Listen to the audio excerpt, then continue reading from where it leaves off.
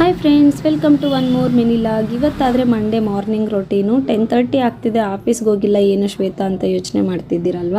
So actually ಇವತ್ತು ದೋಸೆ ಹಾಕಿ ಮಿಲ್ಕಿಗೆ ಕೊಡೋಣ ಅಂತ ಅಂದ್ಕೊಬೇಡಿ.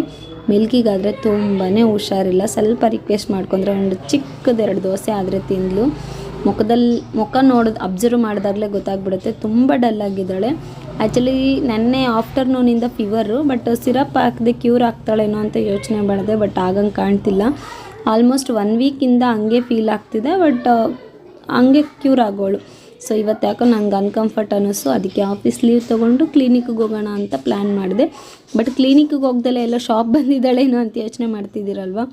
ಲಾಸ್ಟ್ 1 ವೀಕ್ 10 ಡೇಸಿಂದ ಮನೇಲಿ ಮಿಕ್ಸಿ ಸರಿ ಇರಲಿಲ್ಲ, ಹಾಗಾಗಿ ಅದನ್ನು ಹುಡುಗನಿಗೆ ಕೊಟ್ಟು ರೆಡಿ ಮಾಡ್ತಿರು ಅಂತ ಹೇಳಿ ನಾನು ಕ್ಲಿನಿಕ್ ಹತ್ರ ಹೋಗಿ ಮಿಲ್ಕಿಗೆ ತೋರಿಸ್ಬಿಟ್ಟು ಅದು ಪ್ರೋಸೆಸ್ ಎಲ್ಲ ಮುಗಿಸಾದ್ಮೇಲೆ ಪಕ್ಕದಲ್ಲೇ ಒಂದು ಚಿಕ್ಕ ವೆಜಿಟೇಬಲ್ ಶಾಪ್ ಇತ್ತು. ನನಗೆ ಬೇಕಾದ ವೆಜಿಟೇಬಲ್ಸ್ನಾದರೆ ಕ್ಯಾರಿ ಮಾಡಿ ಮನೆಗಾದರೆ ರೀಚ್ ಆಗಿಬಿಟ್ಟೆ. ಒಂದಿನ ಮಿಲ್ಕಿಗೆ ಚೆನ್ನಾಗಿಲ್ಲ, ಅವಳನ್ನ ಕೇರ್ ಮಾಡೋಣ ಅಂತ ತೊಗೊಂಡಿರೋ ಲೀವ್ಗೆ ಎಷ್ಟು ಕೆಲಸ ಮಾಡಿಕೊಂಡೆ ಅಂದರೆ ಅಷ್ಟು ಇಷ್ಟು ಅಲ್ಲ.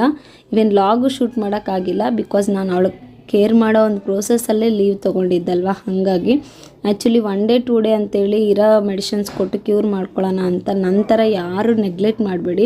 ಸೊ ಮೇಡಮ್ ಅಂತೂ ಸ್ವಲ್ಪ ಗಟ್ಟಿಯಾಗಿ ಕಸರಿದ್ರು ನನ್ನ ಮೇಲೆ, ಬಿಕಾಸ್ ಅದು ಸ್ವಲ್ಪ ನೆತ್ತಿಗೆ ಇರಿದ್ರೆ ಏನಾಗುತ್ತೆ, 102 103 ಟೆಂಪ್ರೇಚರಲ್ಲಿದೆ ಫೀವರು, ಅವಳನ್ನ ಸ್ವಲ್ಪ ಕೇರ್ ಮಾಡು, ನೀರು ಚೆನ್ನಾಗಿ ಕುಡಿಸಿ, ಅದು ಇದು ಅಂತ ಹೇಳಿಬಿಟ್ಟು.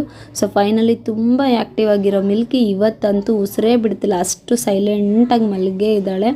ಸೊ ಬಟ್ ಮೆಡಿಷನ್ನು ಫುಡ್ಡು ಎಲ್ಲ ಟೈಮಿಗೆ ಕೊಟ್ಟು ಕೇರ್ ಮಾಡೋಣ ಅಂತ ಹೇಳ್ಬಿಟ್ಟು ನಾನು ಆಫೀಸ್ ಲೀವ್ ಹಾಕಿದ್ದೀನಿ. ಇದು ಇವತ್ತಿನ ನಮ್ಮ ಸ್ಪೆಷಲ್ ಲಾಗ್ ಇಷ್ಟ ಆಗಿದ್ರೆ ಲೈಕ್ ಮಾಡಿ, ಶೇರ್ ಮಾಡಿ, ಸಬ್ಸ್ಕ್ರೈಬ್ ಮಾಡ್ಕೊಳ್ಳಿ. ತಂದಿರೋ ವೆಜಿಟೇಬಲ್ನಾದರೆ ಜೋಡಿಸ್ತಾ ಕೂತಿದ್ದೀನಿ.